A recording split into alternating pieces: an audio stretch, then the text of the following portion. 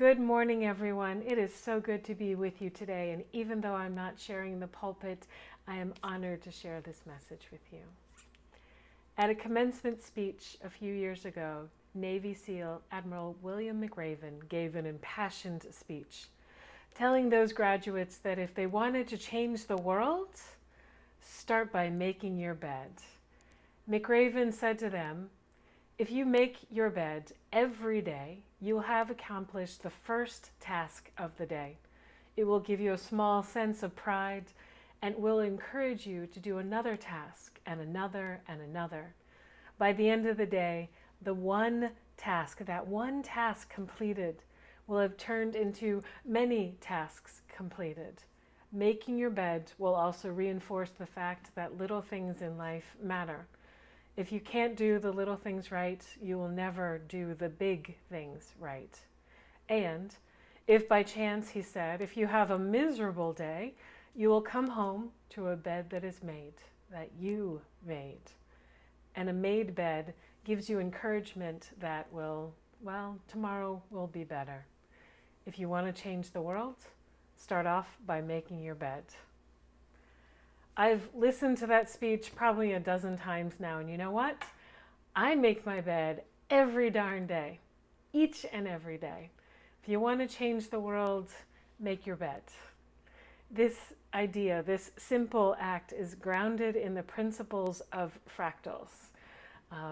My folks in the Rockville congregation, we have a lot of scientists, and a lot of scientists love scientific concepts. So hear me out and come on with me, my beloved fellow science geeks.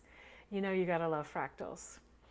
Fractals are a repeating pattern where the smallest unit of that pattern repeats over and over again from the micro level to the macro level. These fractals can be seen in seashells, all the way up to the shape of galaxies. Fractals occur all over this beautiful creation that we are charged with the sacred stewardship of. Prophetic author Adrienne Marie Brown writes about fractals in her book, Emergent Strategy. Noting, she writes, "When we speak of systemic change, we need to be fractal. We must create patterns that cycle upwards. We are microcosms. Our friendships and relationships are systems. Our communities are systems." As a Black queer woman and Afrofuturist, Adrienne Marie Brown reminds us that the small is all. The small is all. The small reflects the large, and as we imagine and reimagine a world that is possible and make it a reality through living with deep intention and alignment. Fractals remind us that our lives, our very lives, are the building blocks for that beloved community that we seek, for the justice that we seek, for the holy transformation towards the highest good in the world that we seek. Fractals remind us that to bear racism, even in the most mildest forms, is to permit the entire enterprise to flourish. We are microcosms. We are a part of a whole complex universe, this interdependent web of all of existence of which we are a part. Now, how does this relate to creating sacred spaces? Well, it starts with our living spaces, where and how we choose to live, the good we seek in the world. Our thirst for justice and equity begins with how we live our lives inside and outside our homes. And you know what? Right now, the outside world feels scary. I mean, it's scary. It's actually very scary. With a pandemic raging and the science shifting every day, we are forced to either go into the world for essential jobs or forced to shift to being home more often. My mantra these days is surviving is thriving. Surviving is thriving. Because just making it from one day to the next with some semblance of balance sometimes is a great feat.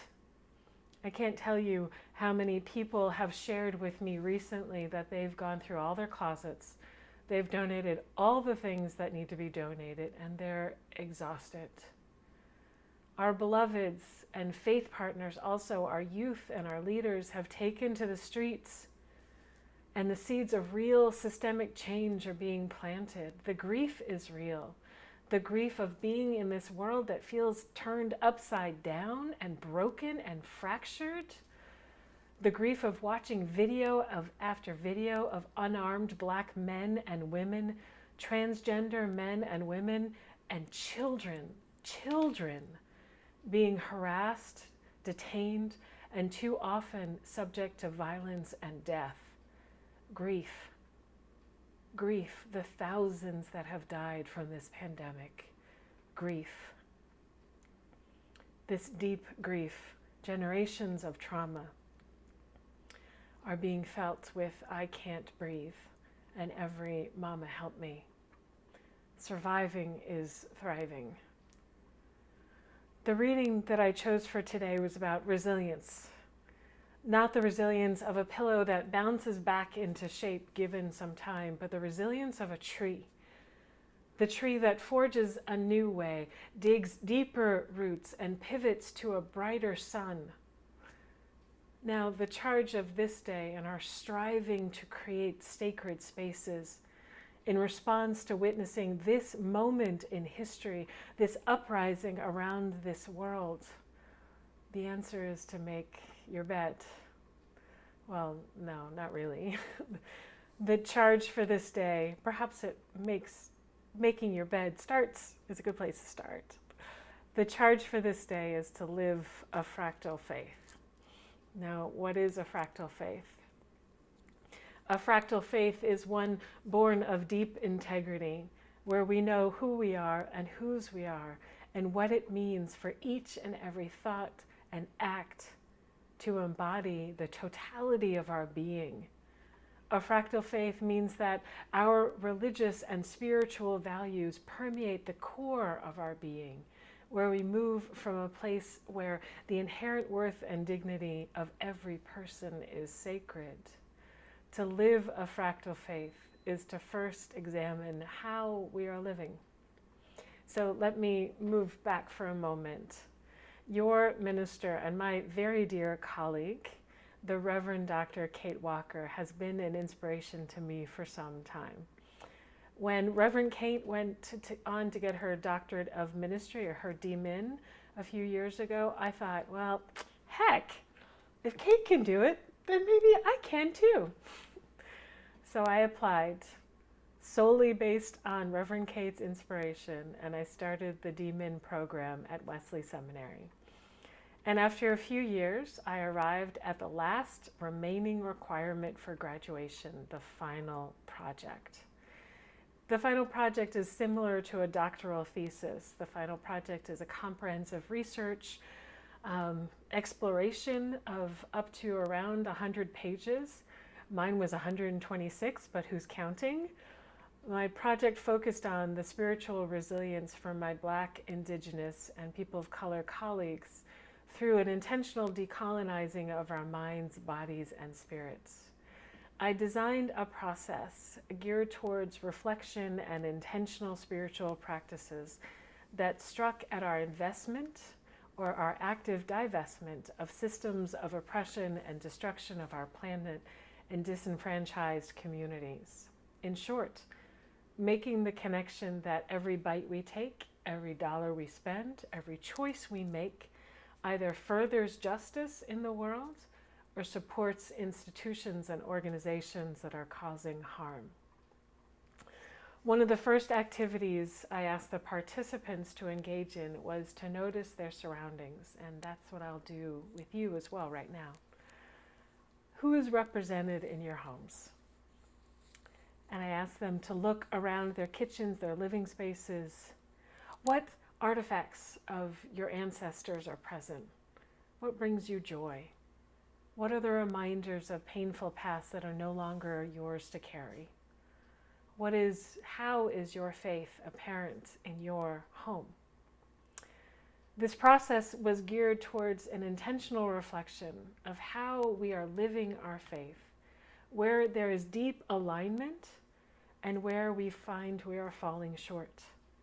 It's about that fractal faith, creating sacred spaces in order to live out our faith every day, in order to go out into a world grounded by our principles and values. So how do we create sacred spaces? First, by noticing around you. What do you see? Who do you see? What feels like a reminder of your values, a calling to your highest self? What brings you joy? A reminder of beauty and hope? Where are your ancestors, the people whose dreams made your life possible? Light a candle, sing their songs, tell their stories, bake their favorite cake, play their favorite songs, pour libations, a reminder of their tears, and dance. Always dance. Dance in your heart, dance in your voice, dance in your spirit. Only in remembering who we are and whose we are by creating sacred spaces around us can we live our faith every day in our lives in order to be able to transform this world that's hurting and bruised, and we need our faith to show up.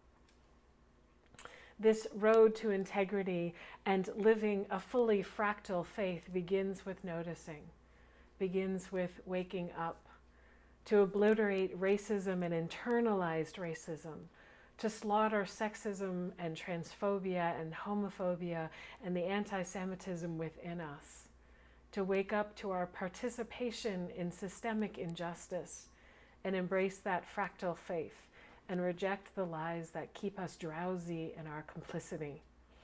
It's the lies of toxic individualism, unreliant upon community.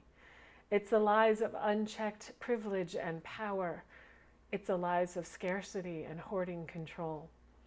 It's the lies that cradle us and keep us asleep.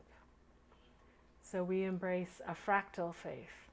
The small is all. We are microcosms of the beloved community we seek.